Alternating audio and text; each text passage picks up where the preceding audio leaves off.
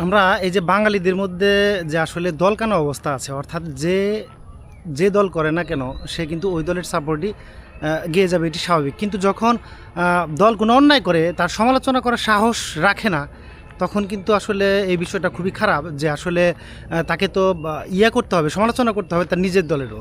নিজের দল ভুল করতে পারে, সে ভুলের যদি সমালোচনা সে করার সাহস না পায়, তাহলে কিন্তু বিষয়টা খুবই লজ্জাজনক ব্যাপার। অর্থাৎ আমরা যে যে দলই করি না কেন, কেউ দেখা যাচ্ছে যে বিএনপি করে, কেউ জামাত করে, কেউ এনসিপি করে, তো প্রত্যেক দলেরই কিছু ভুল ত্রুটি থাকে। সে ভুল ত্রুটির সমালোচনা করতে পারাটা আসলে বড় সাহসের ব্যাপার।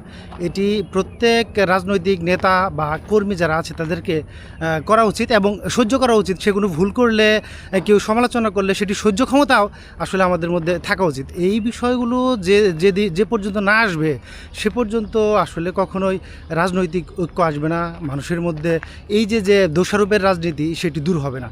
এই দোষারোপের রাজনীতি থেকে বেরিয়ে আসতে চাইলে, অথবা আপনি বাংলাদেশের একজন নিরপেক্ষ, অথবা বলতে চান যে বাংলাদেশের শুভাকাঙ্ক্ষী হলে, অবশ্যই আপনাকে কী করতে হবে, আপনার দলের ভুল করলে তার সমালোচনা করতে হবে এবং সে যদি ভালো কাজ করে তার প্রশংসাও করবেন আপনি।